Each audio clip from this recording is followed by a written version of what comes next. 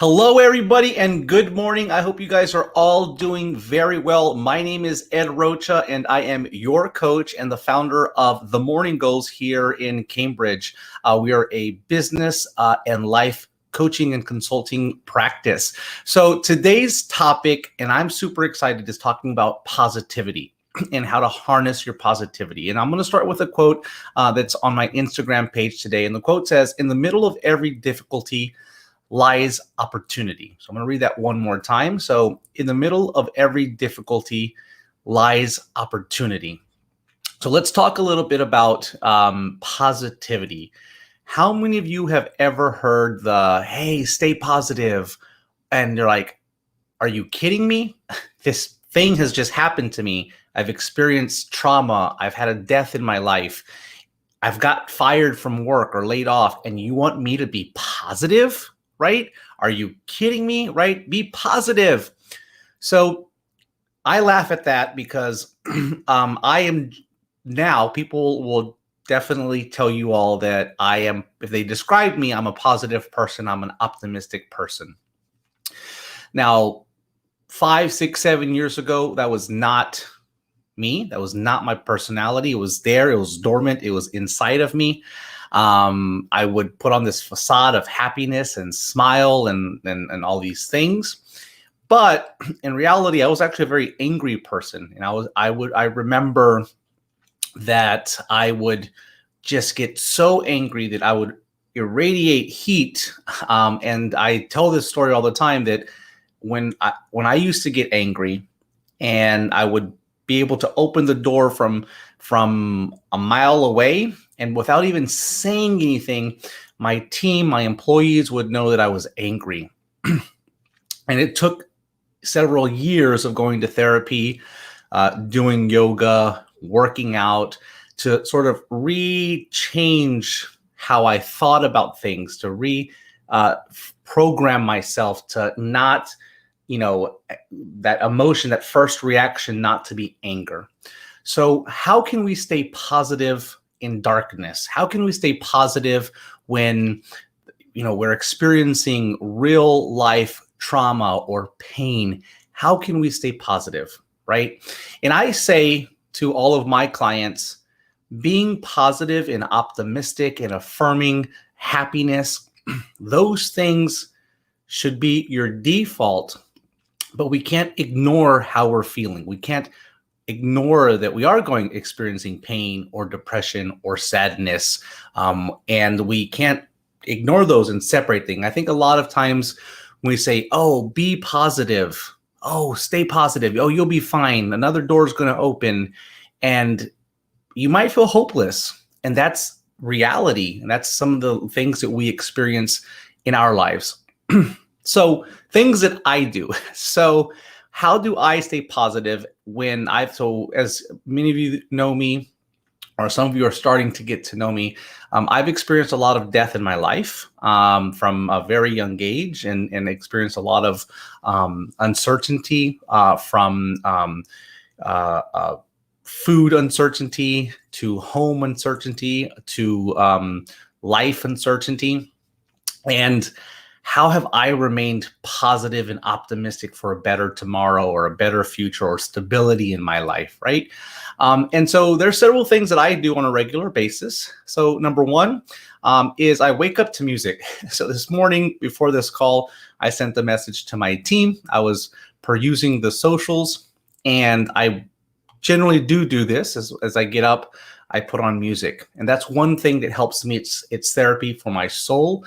It's therapy for me. We sometimes can relate to music, right? And music is an important part of a lot of people's lives, whether you sing or you listen to it.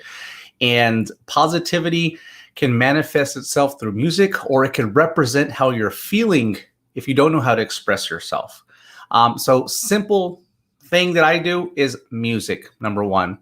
Number two is daily affirmations. So in my work as a business coach, a lot of the things that I do is I really focus on sort of tangible results, making plans, executing those plans, and then being consistent, and then getting my clients and myself to commit to not just a month of this plan or 6 months of this plan, but I always say it's a 3-year plan. It's a 3-year commitment. It's a 3-year commitment, because that way it drives our mind to the future. So there is power of affirmations. And I tell everybody, if you don't know how to do an affirmation, go to the internet and say positivity affirmations, okay, and see what pops up. And so I just did that as I was talking, as a way to show you. There's a million things that just popped up on Google, and an affirmation is affirming things to yourself. And I always say, write them down and speak them into the mirror. Look at yourself in the mirror and affirm certain things. So here's some simple affirmations. I love myself. But I would say, add a word, I love myself unconditionally. I love my body. I am beautiful. I am a star. I am loved. I am strong. I am confident. I respect myself. I define myself. I was created for greatness, or I am created for greatness. Those are all I statements that you can use and write your own. And every single day when you wake up, make an affirmation and start with I. Make these I statements. And if you need help, what I just did was I Googled some, and a whole bunch up here. And there's power in words, right? So power in words, power in belief. And I guarantee you, if you did this for 10, 12, 15 days, you are going to see a shift. It's not going to solve your problems. It's not going to make you 100% feel better. But by starting off with a simple I statement every morning, or maybe even throughout the day, you will see some change in your life. I guarantee it. So simple tips: music, number one.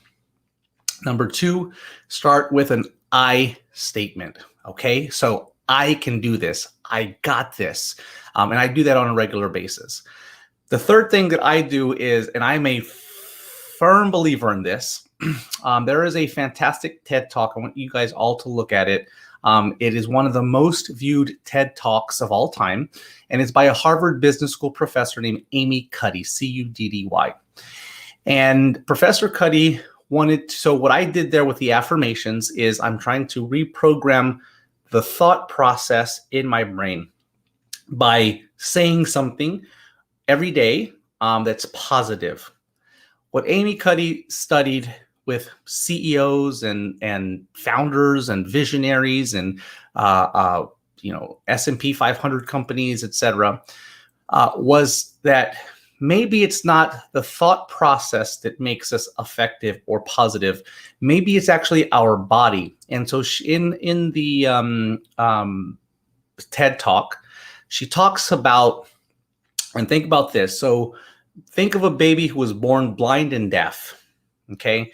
And as they grow up, they have never had a visual or an auditory cue in their entire lives.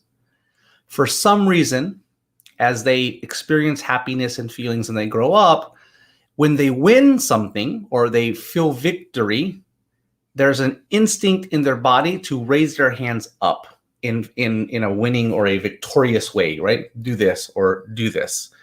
Okay, and this is something inherent to all animals, whether it's us or other types of animals.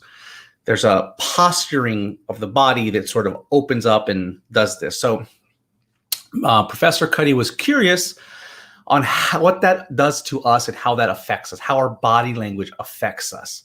For a lot of us who are working on computers, we actually have a closed way our body's doing this, right? You might have seen an infographic of the caveman and how he sort of stood up straight. And now because we're working on computers, our backs are going crooked, etc. So the study was that she checked levels of hormones and testosterone and pheromones, all this stuff, basically with what we do with our body. And she came up with the concept of power posing. And so in her research, nothing to do with thought or the power of mind or brain or anything of that, just how we posture ourselves, our stress levels can go up or can go down. And they found that people who have a generally open posture, who power pose before meetings, 2 minutes before a meeting, their stress levels actually go down. Okay. And they are more confident. And it has sort of been proven through tests that they've run at Harvard Business School or at Harvard, that how we hold ourselves or how we present ourselves physically also affects chemically what our body is doing. So my challenge to you is throughout the day, focus on opening up your body and power posing. So this is a power pose. It's sort of letting the energy into my heart and my body. This right here is keeping the chest open, right? Putting my hands on my hips, or even lounging in your chair and spreading wide open, right? It's sort of taking a break and doing this instead of this. That's a form of power posing. So, one, listen to music. Find your music. Find the soundtrack of your life. 2, use I statements to affirm positive things, acknowledging how you feel, acknowledging that things are happening in your life that might be out of your control. And then 3, try power posing for 2 minutes at a time throughout your day. Okay. Number 4. There is another professor, and I'm getting very academic with you because this is actually something that I really like. If you look at the previous 5 videos that I've done, I'm more, I sort of talk about my experience, but this is actually something I've done a lot of work in for myself. Sharzad Shamin. So there's a guy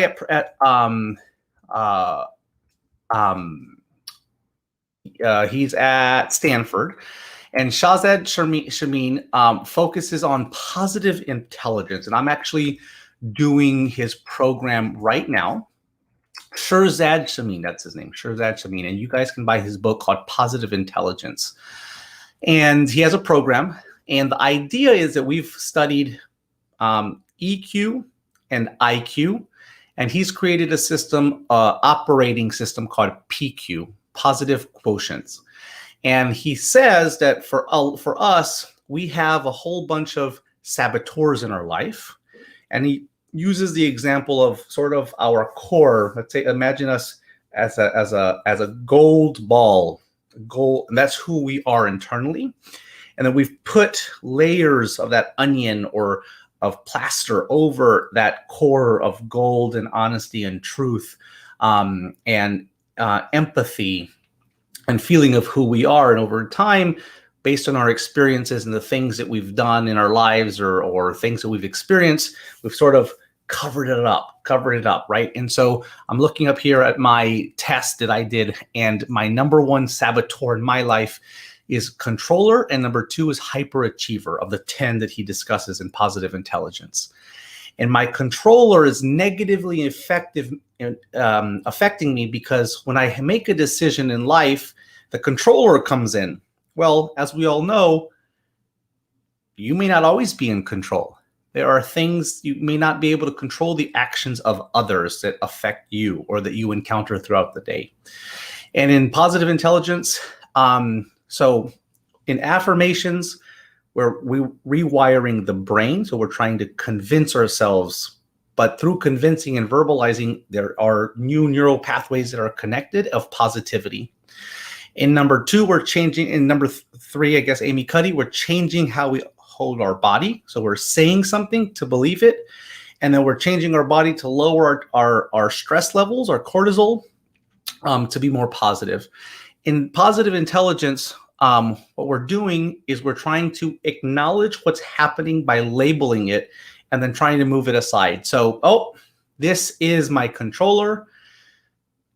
Let's sort of go with the flow for a little bit. Now, that's easier said than done. And there's 2 techniques that we learn in Positive Intelligence that we try to implement throughout the day. Ready for the big thing that's going to change your life? Here goes. Rub your fingers like this for 2 minutes or for 1 minute and focus on the feeling of what's happening here, right? So we talk about through meditation, right? We're trying to quiet some voices, but our voices are loud and your mind wanders, right? By you doing this, what you're doing is you're acknowledging one feeling, not the million feelings that you're experiencing in your head or your body. You're literally trying to focus and experience one feeling, and it's the feeling right here in your hands, right? So for those of you who are watching this and doing this at home, I guarantee you're feeling a sensation. I guarantee you're feeling something different that's actually not here or not here, but actually here. And if you do this as well throughout the day, and I do this before calls, I do this before when I'm stressed or when I'm driving. And the idea is that if we can focus, right, we've already labeled it. Number one, we're labeling the feeling, right, acknowledging it. And then we're sort of refocusing in ourselves this on one feeling as opposed to 10, that you'll be able to calm yourself down and sort of view things in more of in a positive way. So try that. And then the last thing I'm going to talk about today is your breath work and breathing. So at the start of the pandemic last year, I invited a wonderful woman to one of my coaching groups, the 9 a.m. goal setting group, which is a group that I founded at the start of the pandemic. And she does breath work. And I invited her to help us do different types of breath work. So think about this. When you get angry or sad, your breathing changes. Maybe you have boogers coming out of your nose. And so your breathing changes, how you breathe, how deep you breathe, all of that changes. And we sometimes stop breathing when we should be breathing, when we're angry, when you're red at the face, you've probably have stopped breathing, whether you're angry or sad. You're red at the face because you have stopped breathing and your breathing has changed. So the last thing I'm going to leave with you guys is let's work on breath work. Work on your breathing. So when you're angry, you feel yourself clutching, take a deep breath and blow it out. Control your breathing, and chances are you need that oxygen and you need that breath the most when you're angry or stressed, right? So these things help us with stress. These things help us acknowledge feelings. These things help us reduce our cortisol levels, our stress levels. And also just from a biomechanics or biological perspective, they help us function as human beings. Now, all of that is not necessarily saying I am a positive person, but I guarantee you the better you breathe, the more positive you'll be. The better you feel from a stress perspective and how you hold yourself and how you project yourself to other people through power poses and how you stand and chin up, chin out, right? You will become more positive. I guarantee you that every morning, if you say these affirmations, you'll start to believe them. You'll start acknowledging them. They'll start being more natural to you. You will become more positive, right? I guarantee you, if you force yourself to listen to your favorite music in the morning or in the afternoon or when you're stressed, you will be more positive. Okay. And then lastly, I said I was going to stop at the breathing, but I love this topic. One thing that I also did for myself was exercise. And I am not the most athletic person in the world.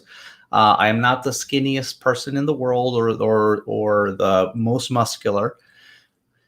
But we sometimes sacrifice our health and ourselves for other people. And I'm thinking about moms out there and families and people who care for other caretakers.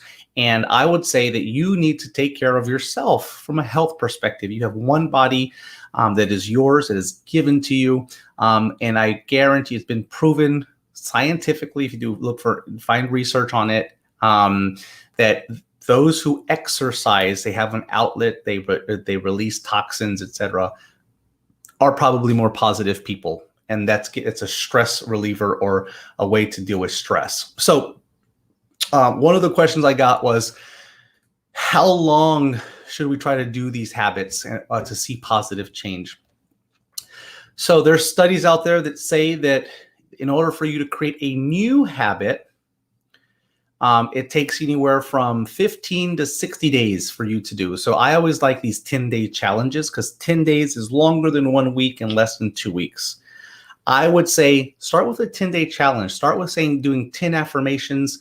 Choose the affirmations in advance. Put them in your mirror, in the bathroom, when you're brushing your teeth, where you're looking at it. Try it.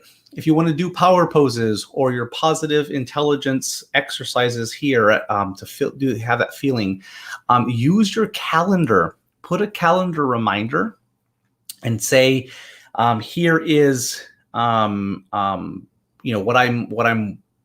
need to stop right now, put on my phone, put on the timer for 2 minutes and just do this and focus on one feeling only, right?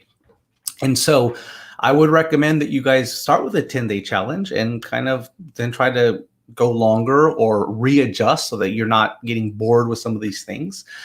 With exercise, this is something I read this. There's CDC guidelines that says if you are a sedentary job, there is no, which most of us are now, people who are watching this probably all have some sort of computer job. There's no reason why you can't do 1 hour of intense exercise per day. Okay. So I'm not an athlete. Okay. I don't like pain. I'm not going to hurt myself when I'm exercising generally. So I don't need to take a rest day because I'm not bodybuilding and I'm not hurting. I'm not running sprints on a regular basis, right? I should just do it every day for 1 hour, whether it's a brisk walk or lifting weights or things like that. So with that, guys, as you guys go into the day, one last thing. Sorry, there's a lot to talk about positivity. Maybe I'll do a part 2 next week. But be appreciative. I had a client recently tell me that, he understands that he is, what did he say? Has privilege and is able to do things, but saying it and verbalizing it is also different. So one of the things that I do is, and I think we posted on our Instagram, is taking the time to have a gratitude journal or writing things that you're grateful for, things that you appreciate, things that you're honored to have privilege to do, and take a moment to reflect on those things. So we're doing a 5-day reflection to take a pause in our day and to sort of reflect on ourselves, our past, our present, and our future. But also you all, another exercise is to say, hey, I'm grateful for this wonderful weather, right? That may or may not affect me, but I'm acknowledging that there is something positive that's happening right now. I am grateful that this morning I was able to touch base with my wonderful team and send them the music that I was listening to. That may or may not affect me, but I'm acknowledging that I am honored and privileged to have been able to do that. I am grateful for my wonderful coffee shop 3 blocks from my house that I go to on a regular basis, and make sure that I tell them thank you so much, or I appreciate you guys being here, right? And so whether, that makes them have a better day because they've given me coffee, right? Be appreciative of those things. So take the time to reflect on yourselves every single day. I am grateful for, I appreciate, as another form of positivity. So with that, there's a lot of other things that we can talk about with regard to positivity.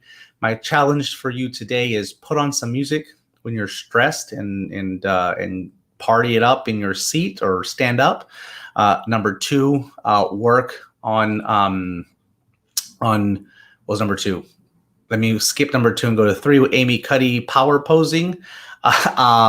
Work on, affirmations was number 2. Work on I statements every single day for the next 10 days and longer if you can. Work on your breath and do your breathing work. There's a million things. There's box breathing, Wim Hof breathing, taking simple deep breaths throughout the day and just sort of blowing them out, holding your breath as a form to calm yourself. Look up box breathing or 360 breathing. Those are 2 different techniques that are similar in nature, but sort of helps you control how you breathe. And then write some things that you're grateful for, and then go for a walk or a run and be outside with nature. That's positive in itself. If you do these things, you will see some changes in your life. It's not going to fix all of your problems, but remember, there's a big wide ocean out there with a lot of waves. And if you try to control those waves, you're not going to be able to. But if you're a great surfer, you'll be able to surf on top of those waves and surf your way into a better situation, better relationships, and better control of your life. So be that surfer. I stole that from my positive intelligence thing. So that's a little disclaimer. So be the surfer. And with that, have a great day.